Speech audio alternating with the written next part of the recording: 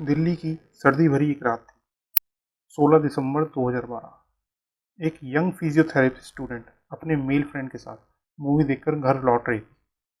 वो DTC bus का इंतजार कर रही थी, लेकिन एक प्राइवेट बस रुकती है और वो दोनों उसमें चढ़ जाते हैं। उन्हें क्या पता था कि ये बस उनकी ज़िंदगी का रुख बदल देगी। उस बस में ऑलरेडी 6 लोग थे, इंक्लूडिंग ड्राइवर। और फिर होती है वो घटना जिसने पूरे देश को शर्मसार किया। उस लड़की के साथ गैंगरेप हुआ और उसके शरीर के साथ बर्बरता। उसके दोस्त को भी मारा गया। दोनों को सड़क पर फेंक दिया गया। ये सिर्फ एक रेप नहीं था, ये इंसानियत के नाम पर कलंक था। लोग इस घटना को निर्भया केस बोलने लगे, क्योंकि विक्टिम ने डर के आगे हिम्मत दिखाई। वो 13 दिनों तक जिंदगी के लिए लड़ती रही, लेकिन 29 दिसंबर को सिंगापुर के हॉस्पिटल में उसकी मौत हो गई।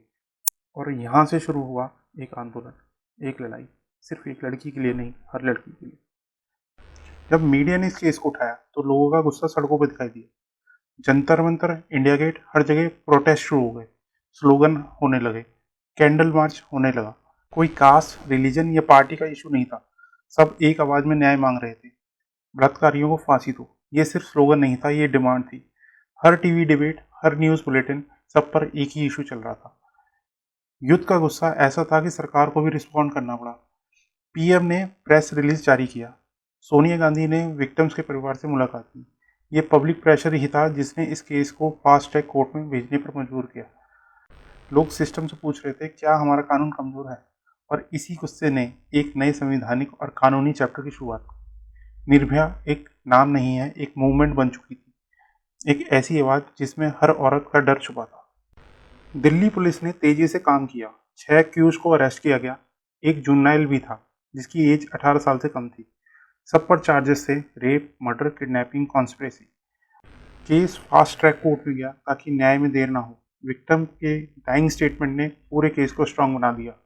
2013 में 4 एडल्ट्स को डेथ पेनल्टी दी गई। एक एक्यूज ने जेल में ही सुसाइड कर लिया और जुवेनाइल जो था उसको 3 साल की सेंटेंस मिला, जो मैक्सिमम था जुवेनाइल जस्टिस एक्ट के अंडर।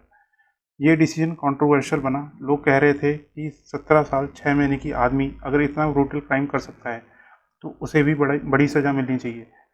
इसी डिबेट से एक नए लॉ की ज़रूरत महसूस होने लगी और आखिर 7 साल बाद 2020 में उन चारों को फांसी दे दी गई। लोग कह रहे थे न्याय हुआ, लेकिन देर से। सिस्टम ने रिएक्ट किया, पर प्रोएक्टिव क्यों नहीं हो सका।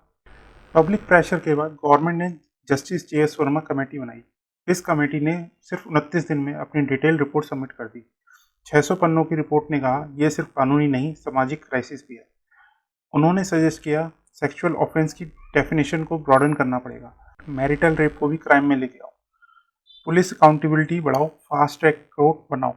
उन्होंने डेथ पेनल्टी का विरोध किया और कहा फोकस रिफॉर्म पर होना चाहिए, लेकिन सरकार ने कुछ रिकमेंडेशन एक्सेप्ट की, कुछ को इग्नोर किया। फिर आया क्रिमिनल लॉ अमेंडमेंट एक्ट 2013, जिसमें नए सेक्शन इंक्लूड किए गए। सेक्शन 376A और section 376D, gangrape, fatal injury और स्ट्रिक्ट पनिशमेंट, स्टॉकिंग, वॉयरिज्म और एसिड अटैक, सबको स्पेसिफिक क्राइम के लिए डिक्लेयर किया गया।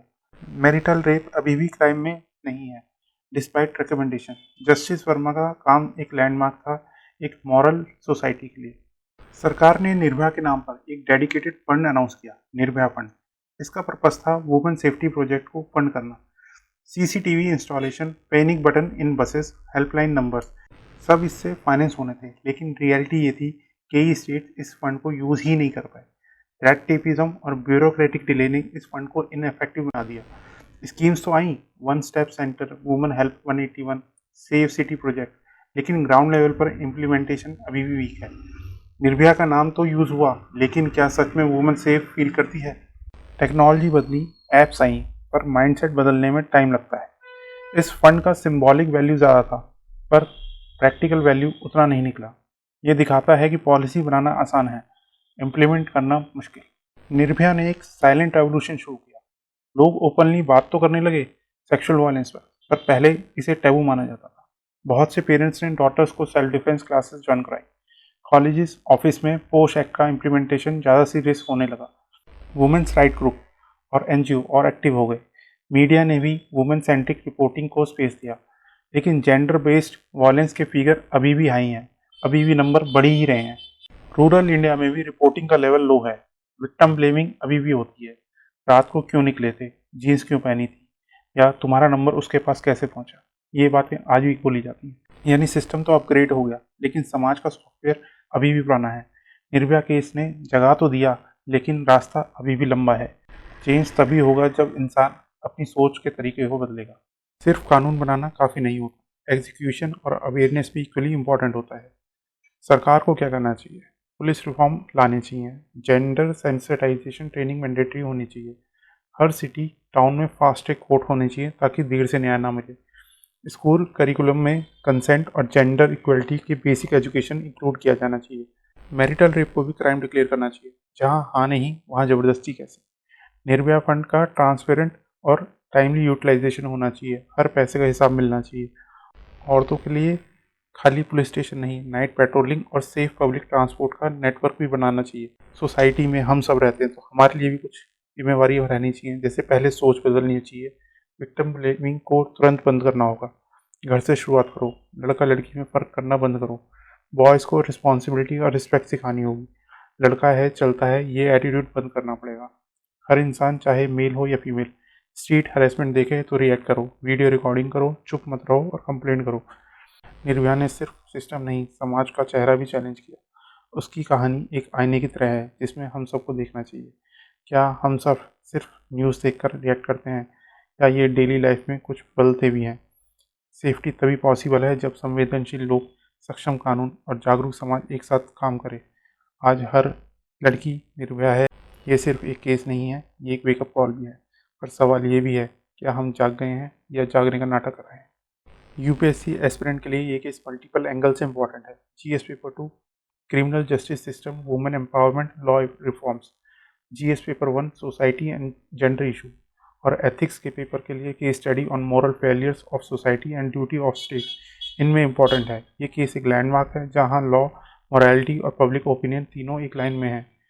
इसने बताया कि आवाम की आवाज़ अगर एक हो तो सिस्टम को झुकना पड़ता है। और सबसे बड़ी बात, निर्भया एक विक्टिम नहीं है, एक सिंबल बन गई है ऑफ रेसिस्टेंस, रिजिलियंस और रिफॉर्म। ये केस एक जुडिशियल एग्जाम्पल नहीं, एक सिविलाइजेशनल चैलेंज है। जब तक निर्भया को सुरक्षा और सम्मान नहीं मिलेगा, हमारे संविधान पर सवाल उठते रहेंगे। अब आते हैं आज के सवाल पर।